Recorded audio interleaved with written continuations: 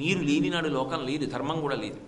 కాబట్టి అమ్మా, నువ్వు అటువంటి నీరు నిండిన నల్లమబ్బు ఎలా ఉంటుందో, అది ఎంత ప్రేమతో ఎంత కరుణతో మేము స్వాగతం పలకకపోయినా వచ్చి వర్షం కురిపించి మా యొక్క దాహం తీర్చి పంటలు పండడానికి కారణమవుతోందో, అలా మేము నిన్ను స్మరించకపోయినా మా యందు బుద్ధిశక్తివై, నిద్రాశక్తివై, లజ్జాశక్తివై, ఆకలివై అనుగ్రహిస్తున్నావు.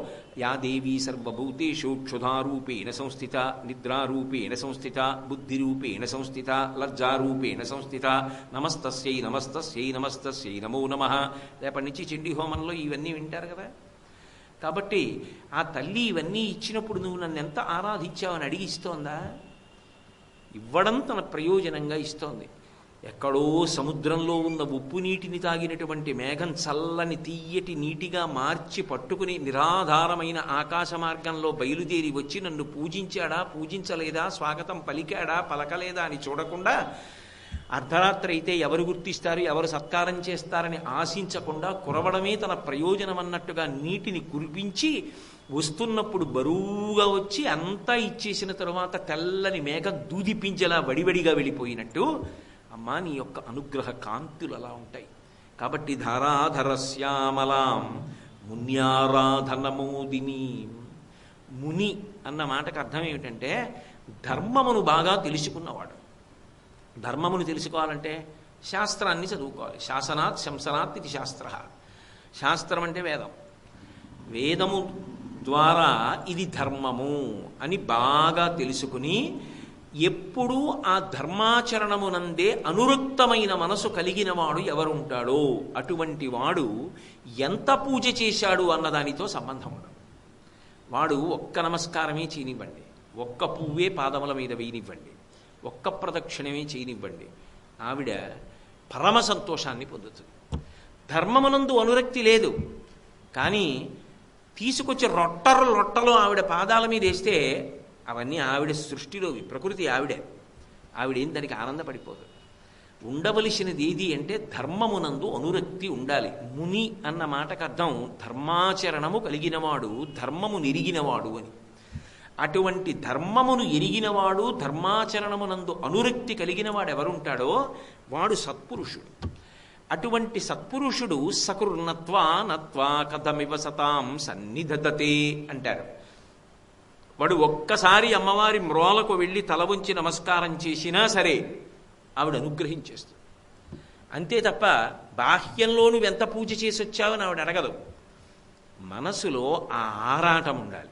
మనసులో అనుబంధం ఉన్నప్పుడు నువ్వు పూజ చేయకుండానూ ఉండలేవు. ఆ ఆరాటం ఉన్నప్పుడు పూజ చేస్తావు.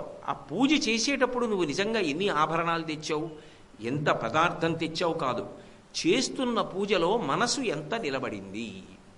అందుకే మూకశంకరులు ఆర్యాశతకం చేస్తూ ఆర్యాశతకంలో ఒక మాట అంటారు, అమ్మా జంతోస్తవ పద పూజన సంతోషతరంగితస్య కామాక్షి బంధో యది భవతి పునః సింధోరంభ్రశుభ్రమీతి శిలా అన్నారు. ఓ కామాక్షి, నిన్ను సంతోషతరంగితస్య పూజ చేసేటప్పుడు ఒక్కొక్క ఉపచారం చేస్తున్నప్పుడు మనసు సంతోష తరంగములలో ఓలలాడిపోతూ ఆనందం పొందిపోతూ, వాడు అవన్నీ నిజంగా చెయ్యక్కర్లేదు. వాడు మనసులో ఏదో భావన చేస్తూ ఉంటాడు.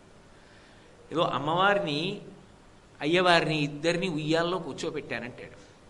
తాను తన భార్య కూర్చుంటాడు. తాను తన భార్య కూర్చున్నారనుకోండి, మీకు అంతవరకు నేను మా ఆవిడ ఇలా కూర్చున్నాం అనుకోండి, ఇద్దరం అక్కడ దర్భాసనం వేసుకుని కూర్చున్నాం. ఎదురుగుండా ఉయ్యాల్లో అమ్మవారు అయ్యవారు కూర్చున్నారు. అమ్మవారు ఎవరి వైపుకి వస్తారు? నా వైపు వస్తుంది. ఎందుకు వస్తుందంటే ఆవిడ ఆయనకి ఎడమవైపు ఉంటుంది.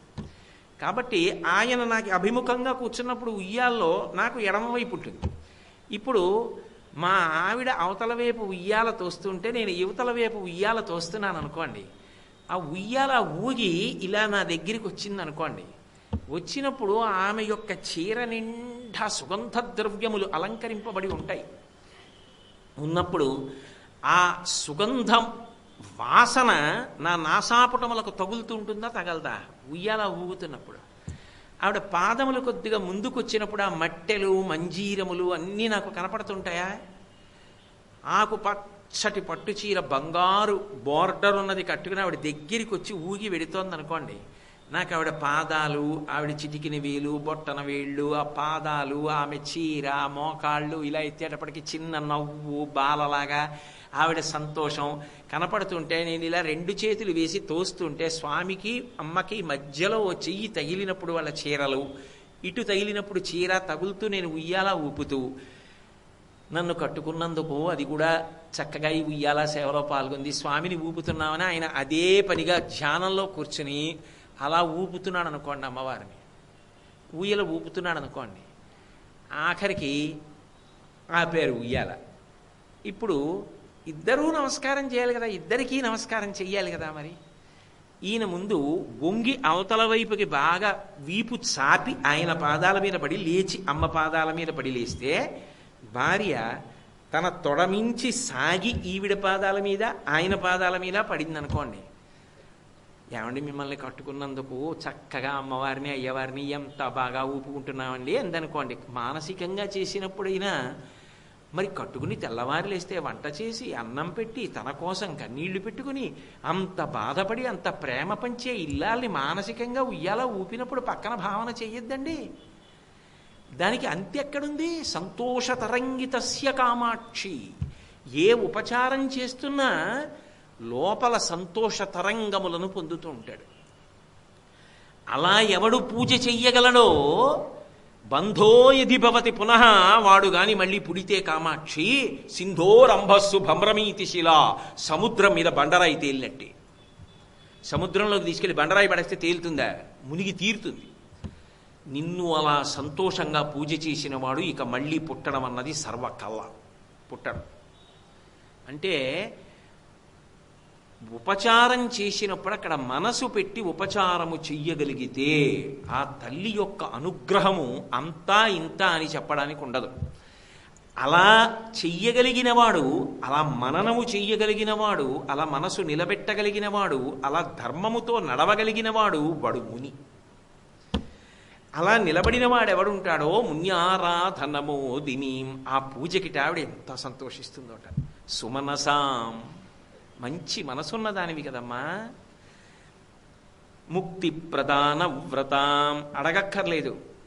ఆవిడ ఏమిస్తుంది వాడికి అంటే ఐశ్వర్యమక్షరగతిం పరమం పదం వా కస్మైతి తంజలిభరం వహతే వితీర్య అస్మైన కించిత్ ఉచితం కృతం ఇచ్చదాంబా త్వం లజ్జసే కదయకోయ యుదారభావ అంటారు పరాశర భట్టాలు శ్రీగుణరత్న కోశంలో.